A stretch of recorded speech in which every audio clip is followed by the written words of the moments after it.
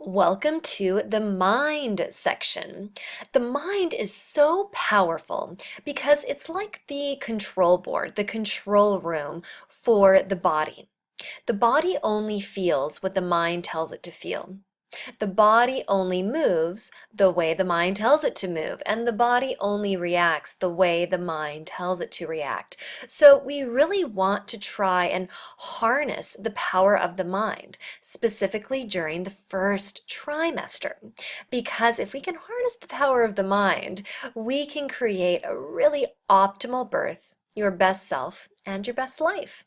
So we harness the power of the mind in the first trimester by resetting the tone of serenity, realigning you with your holistic connection, drawing on ancient birthing wisdom, and focusing on Feng Shui basics so we can make your external environment really serene, really peaceful, really clear and calm, and allow your interior environment to mirror that. So resetting the tone of serenity, what does that mean? So our mind naturally wants to live in a state of calm, of peace, of serenity.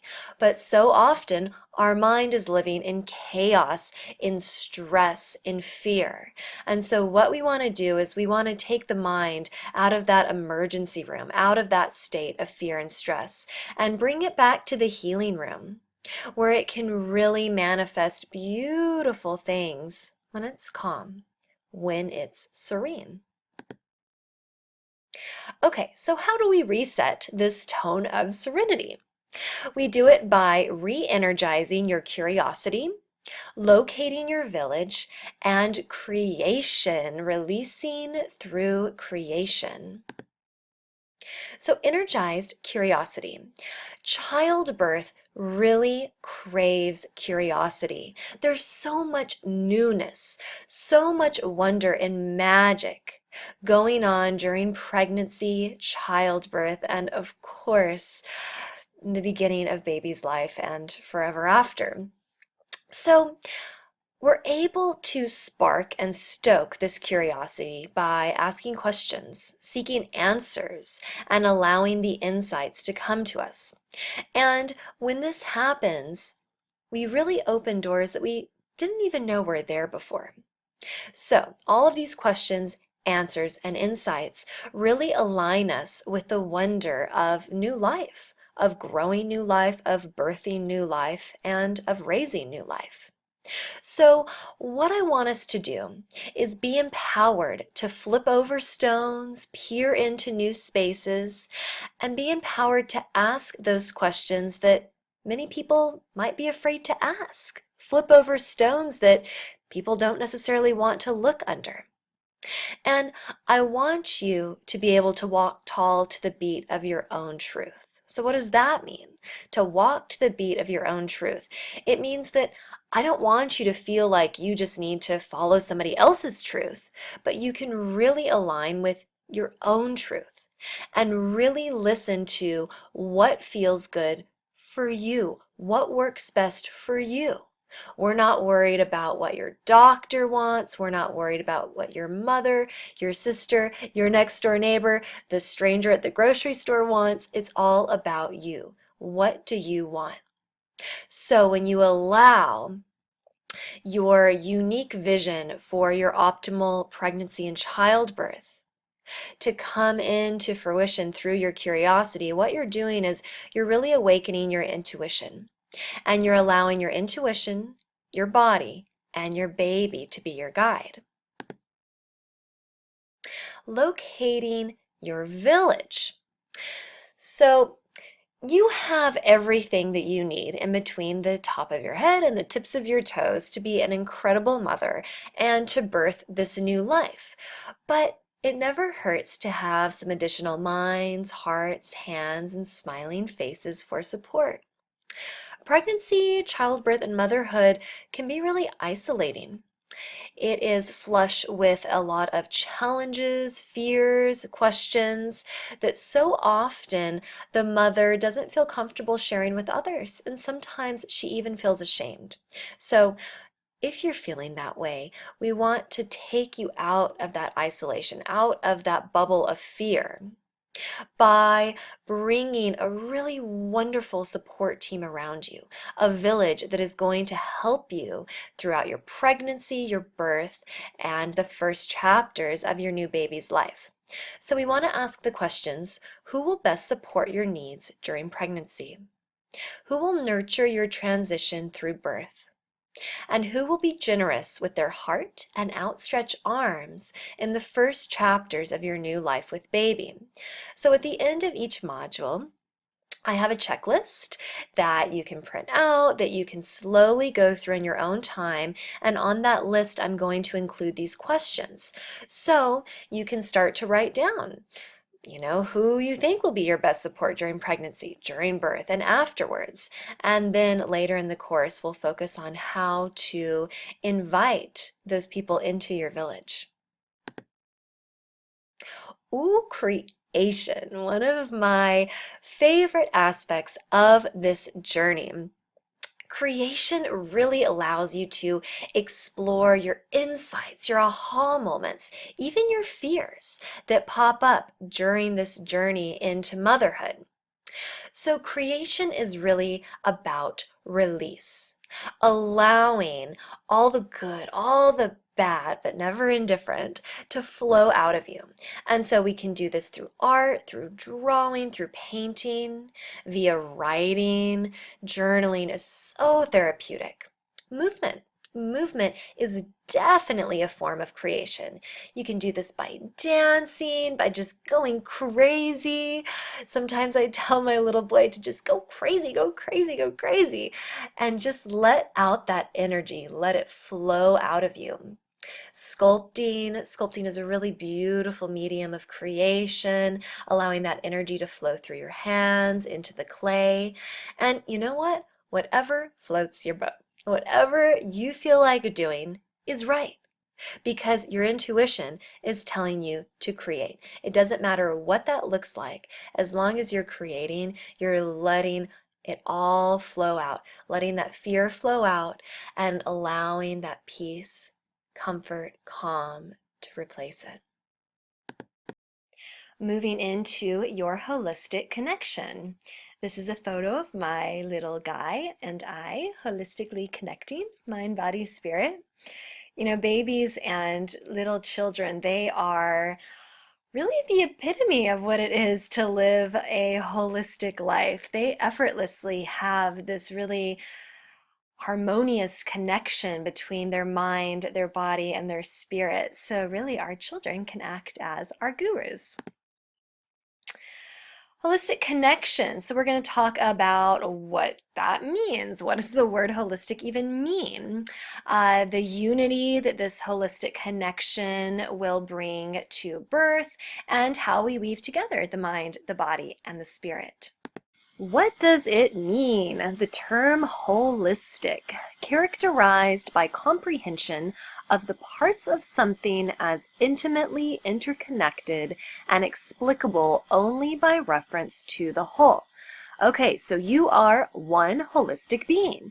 Your mind, your body, your spirit, all making up who you are, that one person. So, to really be able to thrive, your mind, your body, and your spirit all need one another. So how will the unity of your mind, your body, and your spirit enhance your birth? Well, pregnancy, it really magnifies the need for this unity, because your body is being challenged, your mind is dealing with all of the vast changes and transformations that your life goes through during pregnancy, and especially after baby is born. And then your spirit is really called upon to uplift the mind and the body to get it through these challenging and really profound times in your life. And then birth.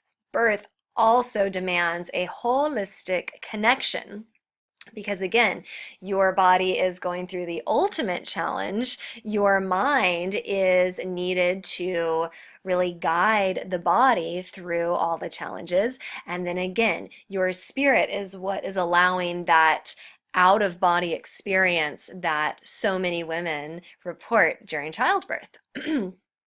And the unity of your mind and your body and your spirit really takes the pressure off of you, because when you spend the time to create that connection and really stoke that connection, then you don't have to think about it every day. You just have that unity, and it takes the pressure off of you, so you can really just enjoy life, and you don't have to consciously be thinking about nourishing your mind, your body, and your spirit. It just happens.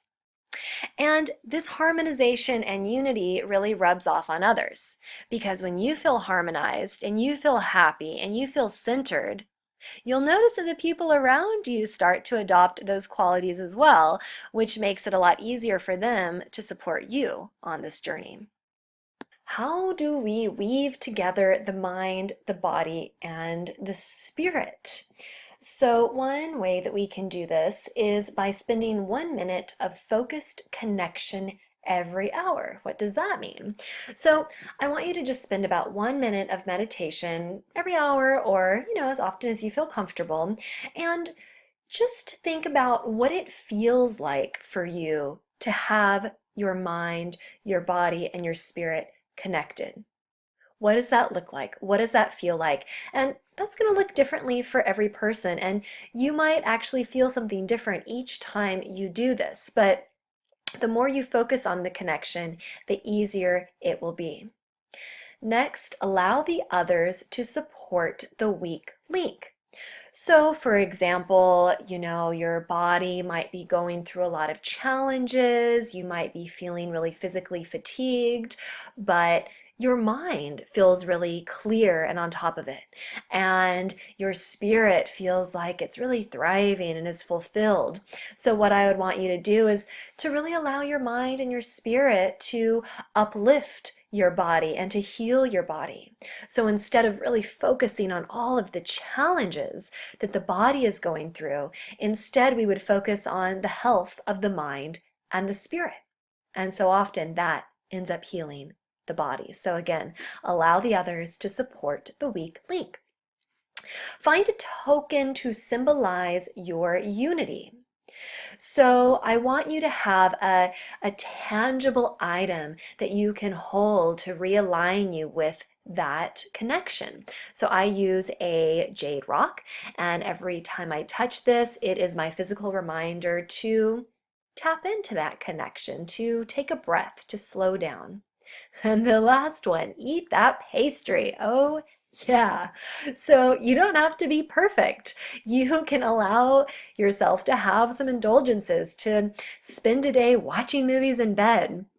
You don't have to be this perfect epitome of health and connection. I want you to focus on that connection, to be healthy, but allow yourself to again enjoy those indulgences. You don't need to write any of these down. These are all included in the checklist at the end of this module. Moving now into ancient birthing wisdom. This is one of my favorite sections because there is so much wisdom that was woven into the pregnancy and the births of our foremothers. So a few of the aspects that we're going to be focusing on that our ancestors really were able to epitomize were the spiritual intention and introspection, honing of the intuition, telling uplifting stories, rituals, and nature connection. So spiritual intention and introspection. Native Americans have a really beautiful ceremony called the Blessing Way. And this is a time where the mother and the father are really honored.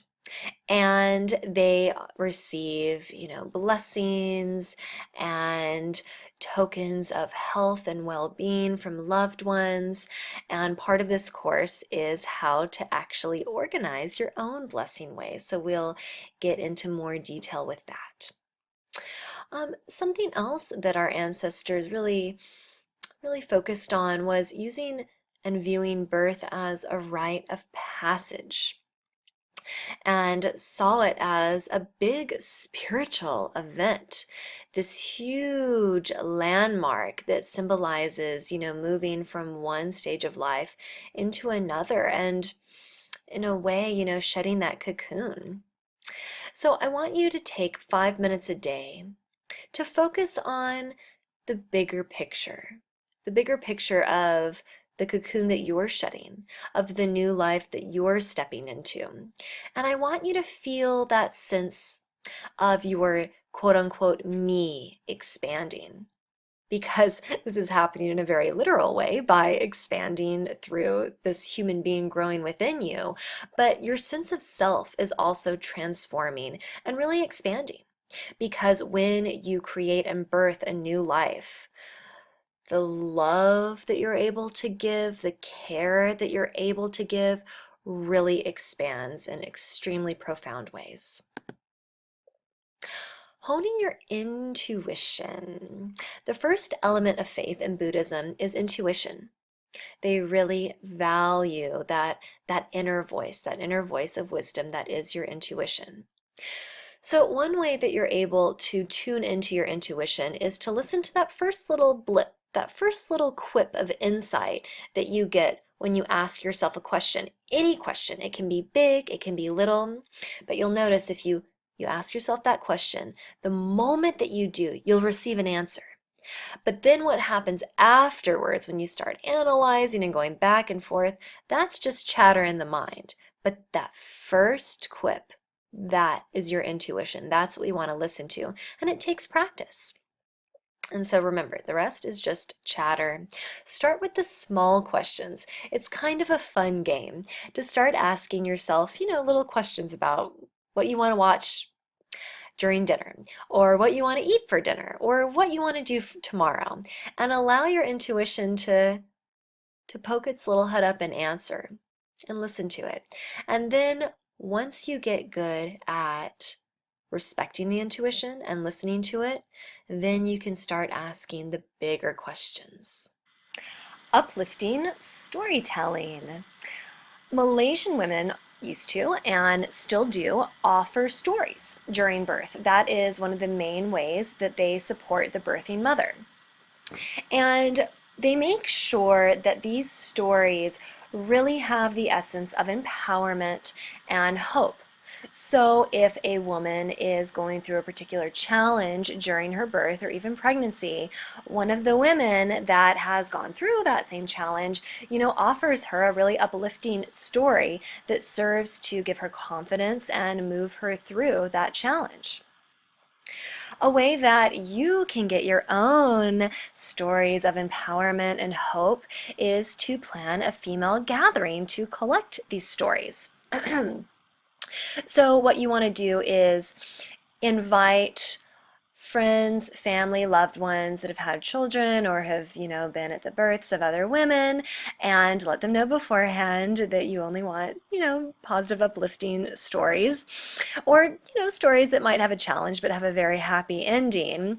And I give you permission to ban negative stories, specifically at this story gathering, but at any point during your pregnancy or birth. If anybody tries to come at you with a scary or negative birthing story, politely ask them to hold it until after you've had your optimal birth. You don't need that negativity flowing into your experience.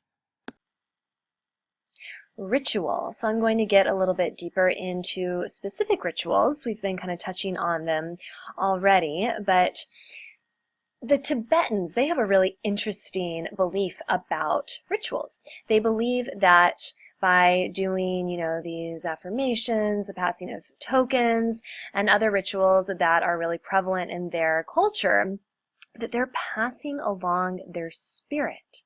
How interesting is that? So a few of the ways that they do this is by utilizing affirmations and chanting, specifically during ceremonies honoring the mother, the parents, the baby.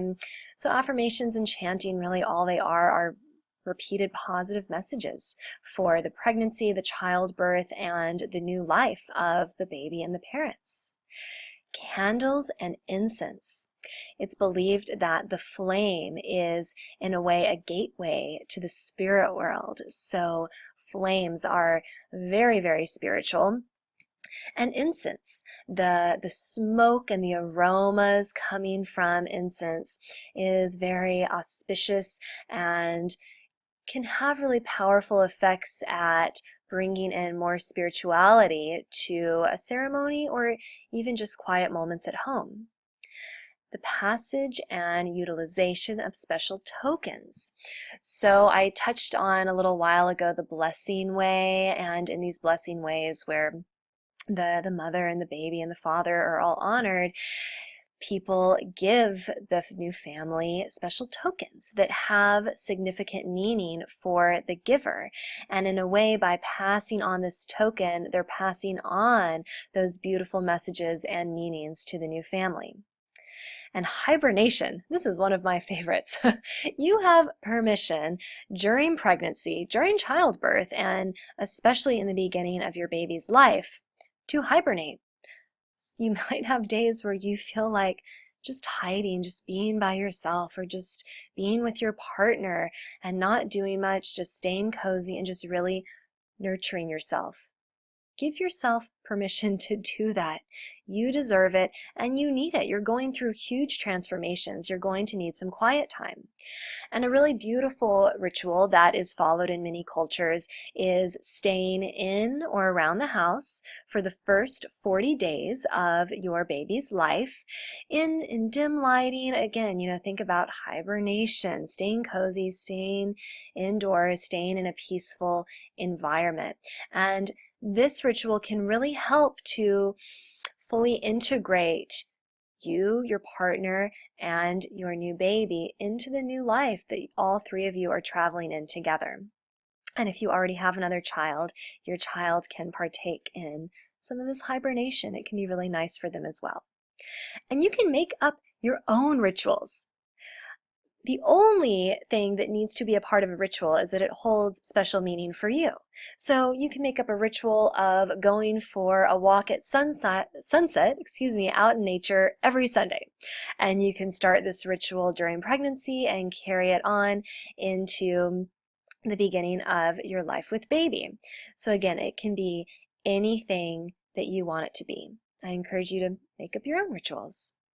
Nature connection. Nature is really the paragon of birth, of new life, of rejuvenation.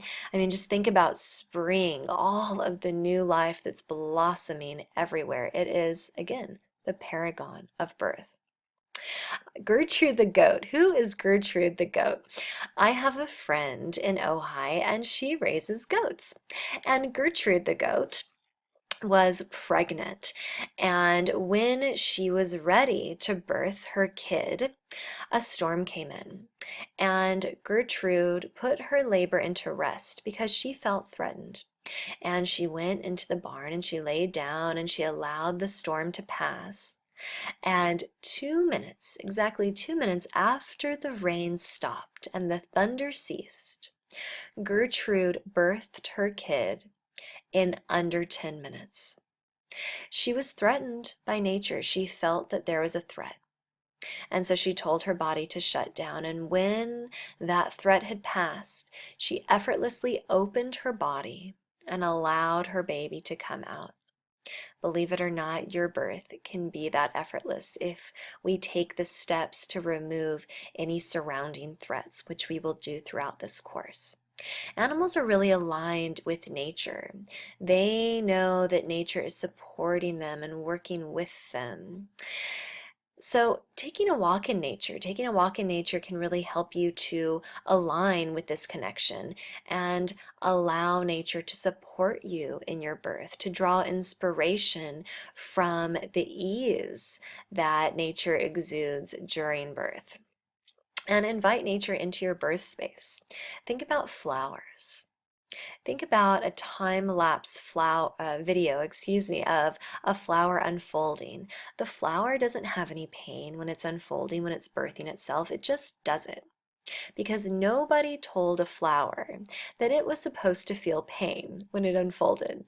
So I want you to pretend that nobody ever told you that it was supposed to be painful for you to unfold during birth, for you to birth your baby. Because believe it or not, your birth can be as beautiful and effortless as the unfolding of a flower. We're going to talk about Feng Shui basics now.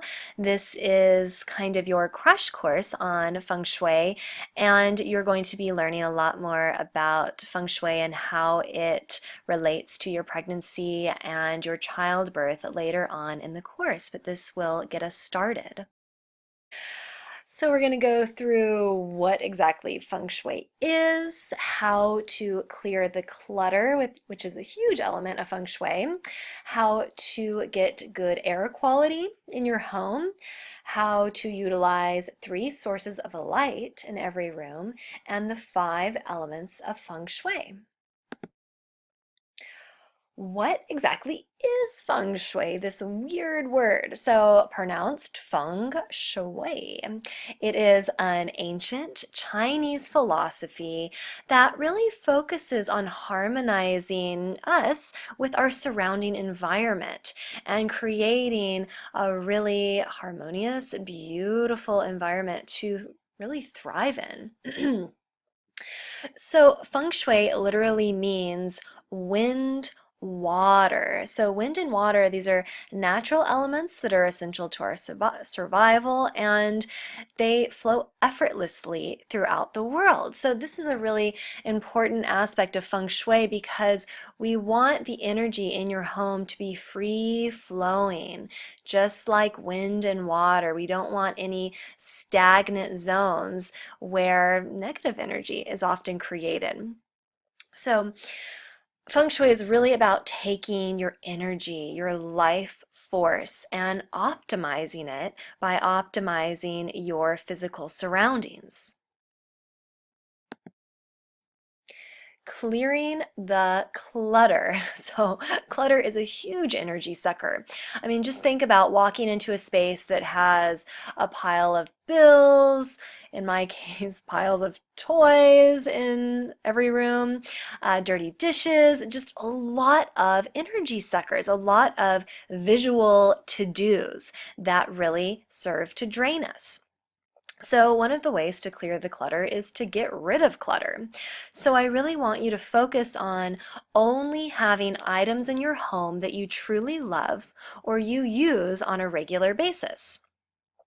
And so a way that you can start to slowly move through all the items in your home is to start small. You don't have to do everything in one day, but choose, one corner of a room, one section of a room, and go through the following steps: sort, purge, containerize, and maintain. So what I want you to first do is take all the objects in that corner and sort them out into really basic categories. Then go through each category and decide what items you want to keep, what items you want to donate, what items just need to be thrown away if they're stained or broken. And again, remember the items that you want to keep, make sure that you really love them or you use them on a regular basis. So after you've moved away all the donation and throwaway items, you are left with the items you want to keep. And now it's time to figure out where they're going to live. This is the containerize step. And this is the fun aspect of the 4-step organizing program. And then maintain. Throughout this course, I'm going to be teaching you a lot of tools to maintain this clutter-free home and this sense of organization after you've moved through the sort, purge, and containerize steps. We're going to go through a few of those maintain steps right now. So never leave a room empty-handed. When you have your baby, this is going to be really easy. So the idea is, say you're moving from your living room and you're going to walk into your bedroom. Before you leave the living room, grab a few items that live in your bedroom and take them with you. At the end of every day, do a sweep of your home. You can carry a bag or a basket with you and just collect everything that needs to go back to its home and return them. And use lists when shopping. So this is really going to help cut down the amount of clutter that enters your home because, once we move all the clutter out, we don't want new clutter to replace it. So, you can use a list when you're going furniture shopping, to the grocery store, to Target. That's my Achilles heel. So make a list of the items that you actually need, and when you're shopping, only buy the items on that list. Don't be distracted by all of the other items that look great, but you don't actually need. Good air quality. Take in a deep breath. How does that feel? So we want the air that's coming into you and being transferred to your baby to be really clean and refreshing. Clean, fresh, invigorating. Those are the three words that we want to focus on when thinking about the air that you are inhaling. So one of the best ways to invite this positive air into your home is by opening the windows and inviting in that purely fresh air. If you live in a place where it's really chilly and it's really painful to open the windows because it's so cold, that's fine. There's other ways to purify the air in your home. You can do that with air purifying plants. I have it written as plans. Insert a T in there, air purifying plants. So I've listed 3 different types of palms that are really great at purifying that air. And NASA actually did a study about the plants that purify the air best, and these were the top 3. And all 3 of them really invite in peaceful energy into your home. They're low maintenance, they don't take a lot of water. They're really beautiful, beautiful focal points for rooms. And these plants are also great screening plants. So, for example, if you have a television in one room that you want to kind of cover up when you're not using it, excuse me, you can just pull one of these palms in front of it. So they're multi-purpose. They don't just purify the air. A rock fountain is another really great option. The sound of water is so powerful at cleansing the energy in a space. It helps to calm you, and it also helps to humidify the air, which is so wonderful for me. I live in Ojai. It's kind of like a desert, so dry, and having that rock fountain going all the time really helps to get us through, specifically the winter months when we have the heater on a lot. 3 sources of light. Light has such a powerful effect on our energy. I think about it at night. When you turn the lights off, that signals your body to go to sleep. And when the sun starts coming into your room in the morning, that's your body's signal to wake up. So again, light is a very, very strong source of energy. Fluorescent lighting equals yuck. Fluorescent lighting is so draining. It just casts a really kind of funky light into a space. So if possible, keep the fluorescent lighting turned off or entirely remove it if that is an option for you. Natural lighting, yay! Natural lighting is so great. It's not always an option, but when it is, open those blinds during the day, let in as much natural lighting as possible.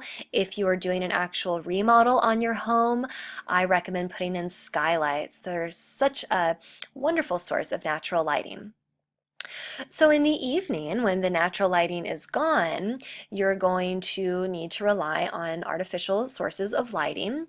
And so with each room, I want you to focus on having 3 different sources of light at 3 different levels. And if possible, avoid overhead lighting. Again, not always possible, but utilize lamps. They cast such a beautiful glow and create a really positive energy in your home. So one example of creating 3 different levels from 3 different sources of light is to have a standing floor lamp and maybe 2 lamps that are set on different tables and different corners of the room. Play around with it, have fun with your lighting, but try to have the 3 different sources, natural lighting, and no fluorescent lighting.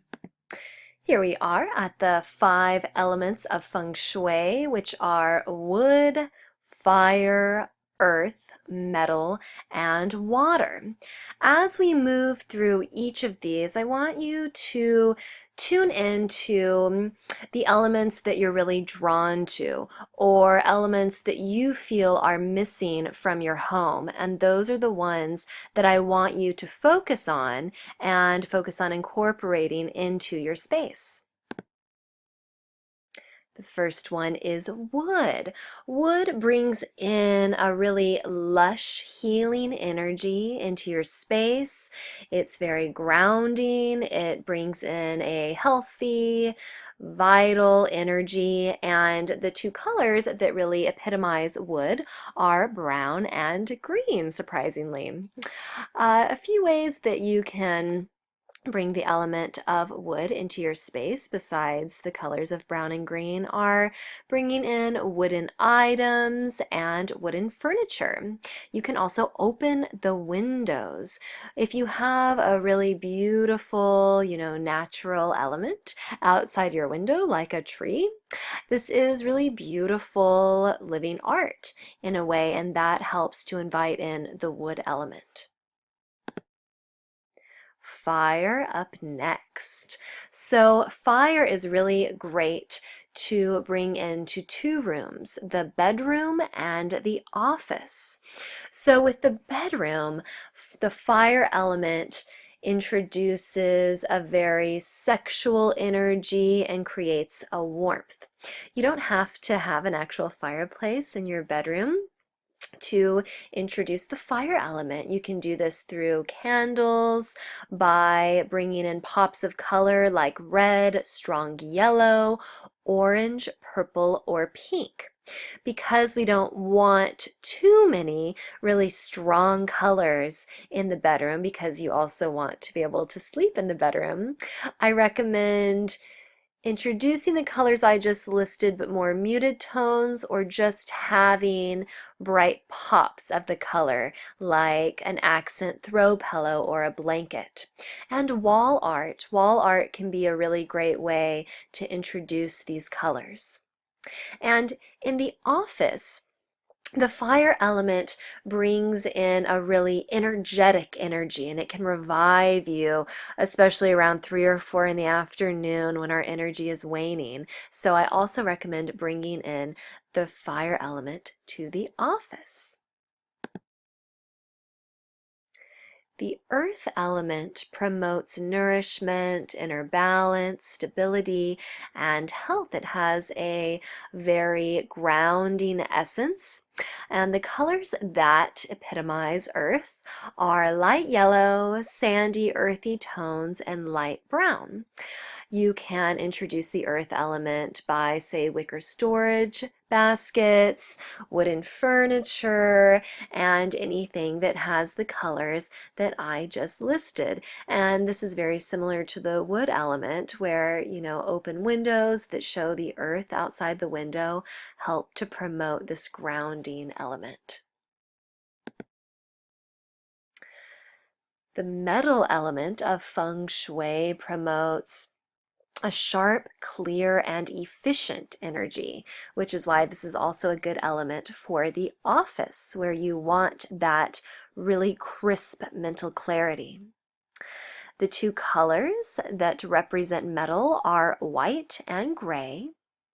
And different ways that you can bring the metal element into your life are through metal sculptures, metal wall art or frames, or earrings. Earrings, you wouldn't necessarily think about that, but when I put on my silver earrings in the morning, I envision that sharp, clear, and efficient energy flowing into my body. So you don't necessarily have to have some large piece of metal to introduce this element into your space. And water. Water is very calm, pure, easy, and refreshing. All good elements to have in your life. Water is also believed to create abundance. The colors that represent this element are blue and black.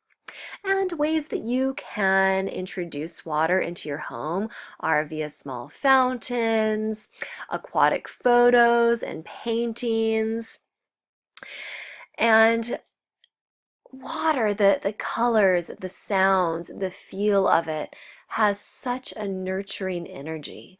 I also recommend that when you're taking a shower, when you're immersing yourself in water, that you envision it cleansing you of all the stressors of the day and introducing that calm, pure, easy nature into your life. Okay, we've made it to the end of the first module, first trimester, mind. Congratulations. So I'm going to just quickly go through the checklist. These are the action items that you can do. You don't have to do every single one of them, but I recommend doing the ones that really call to you, that you think would really make an impact in your pregnancy. So first off, and I do recommend everybody doing this one, is to listen to the first trimester mind guided meditation, and that is with the downloads. This checklist is also downloadable. I recommend, printing it out or just downloading it on your computer. It's a really simple black and white format, so you don't have to print out these slides. Okay, list all of your pregnancy and birthing related questions. Make sure to include those you find quote unquote weird. The weirder the better. And again, there are no bad questions. List all the products you feel you'll need in motherhood and explore your home for items you already have.